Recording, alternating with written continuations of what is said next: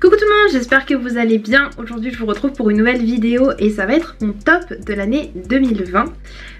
J'ai pas décidé de prendre un nombre 3 ou 5 parce que j'arrivais pas à me décider tout simplement sur les livres que j'allais vous présenter.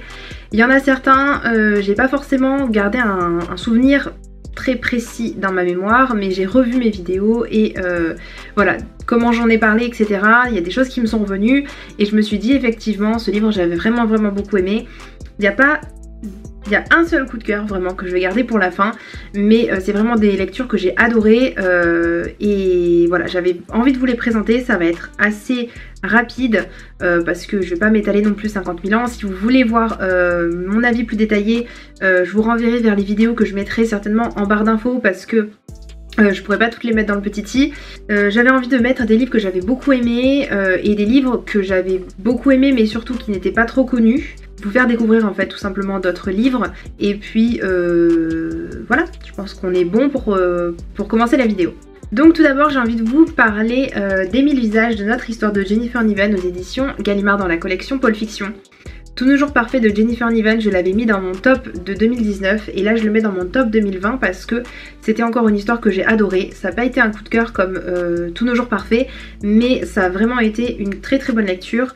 On suit deux personnages qui ont chacun leurs problèmes. On a Libby qui est assez grosse, qui est obèse même et qui vraiment a du mal en fait avec son corps, avec le regard des autres.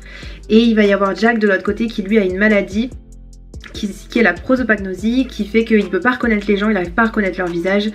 Il a jamais dit ça à personne, il a jamais raconté ça à personne, il a jamais été diagnostiqué, mais il le sait, il sent qu'il est différent des autres. Pour contrer sa maladie et pour que personne ne s'en rende compte, il fait le mec qui se la joue cool, qui rigole tout le temps, etc.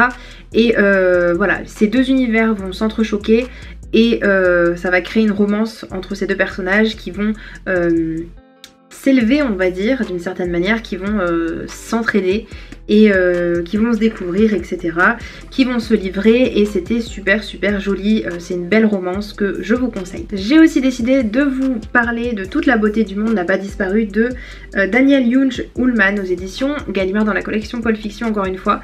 C'est un livre qui a été vraiment assez dur à lire pour moi. C'est l'histoire d'une jeune fille qui s'appelle Ingrid qui est envoyée dans un camp pour ados par sa mère. Elle ne sait pas du tout où elle va, elle ne sait pas du tout pourquoi sa mère l'a envoyée là et elle va se rendre compte assez rapidement que ce camp est plutôt un camp un peu style commando, vous voyez, où vous partez avec une tente, vous avez le strict nécessaire et où vous allez vivre vraiment des jours et des semaines intenses.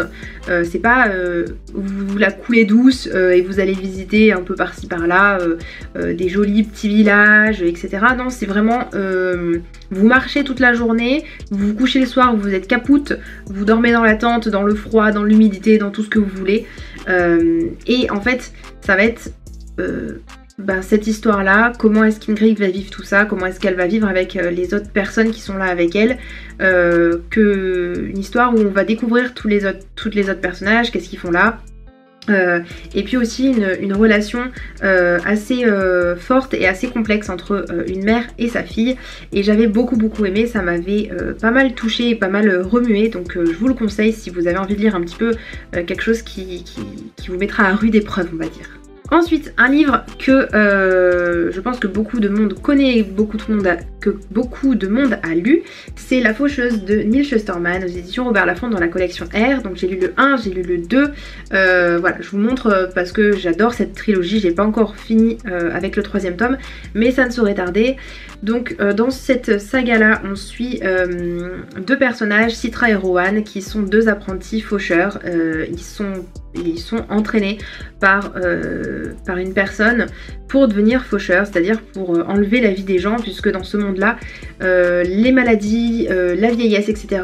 N'existent plus et les gens ne meurent plus. Donc ils peuvent avoir 400, 500 ans sans aucun problème, et pour empêcher qu'il y ait trop de population, il y a les faucheurs qui sont là pour tuer des gens.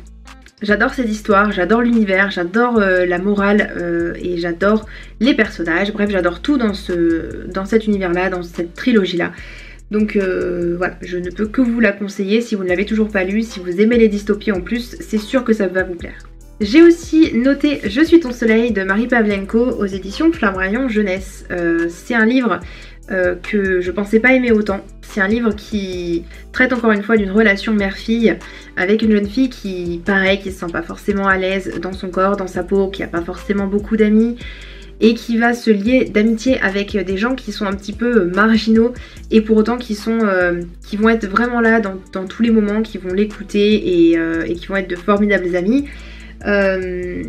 C'est tendre, c'est touchant, c'est aussi très drôle, vraiment la jeune fille a une répartie et a un humour franchement voilà, c'était une super lecture, je pense pas que ce soit un coup de cœur mais c'était pas loin, donc si vous ne connaissez pas cette histoire et si vous ne connaissez pas Marie Pavlenko, je vous conseille vraiment de commencer avec celui-ci. Et j'ai lu un autre livre de Marie Pavlenko qui est aussi très bien.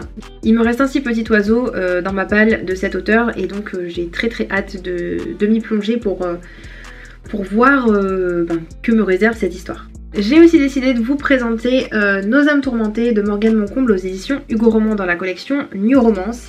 Je me rappelle plus exactement de ce qui se passe dans cette histoire, mais je sais juste que c'était une très belle romance entre deux personnages avec une jeune fille qui a une réputation de connasse et avec un garçon qui va être son voisin et qui va tout faire pour essayer d'en apprendre plus sur elle, pour vraiment gratter la surface et voir qui elle est vraiment. Et on a le dernier tiers du roman qui est beaucoup plus compliqué à lire, on va dire, où j'ai pleuré plusieurs fois. Et voilà, ça m'a beaucoup plu, beaucoup touché, donc je vous le conseille, surtout si vous aimez les romances. Et Morgane Moncomble, pour moi, c'est vraiment une valeur sûre. Donc voilà, je pense que vous pouvez vous plonger dans celui-ci si vous aimez les romances sans aucun souci. Maintenant, des livres que je n'ai pas en ma possession, j'ai beaucoup aimé Donne-moi ton cœur de Sarah Wolf aux éditions Pocket Jeunesse. Donc j'ai lu le premier tome, le deuxième tome j'aimerais beaucoup le lire, mais du coup voilà, je sais pas quand je le ferai. C'est l'histoire d'une jeune fille qui est coincée avec une sorcière puisque elle n'a plus son cœur et c'est la sorcière qui le détient. Et il va falloir qu'elle aille voler le cœur du prince pour essayer de récupérer son cœur et donc récupérer sa liberté.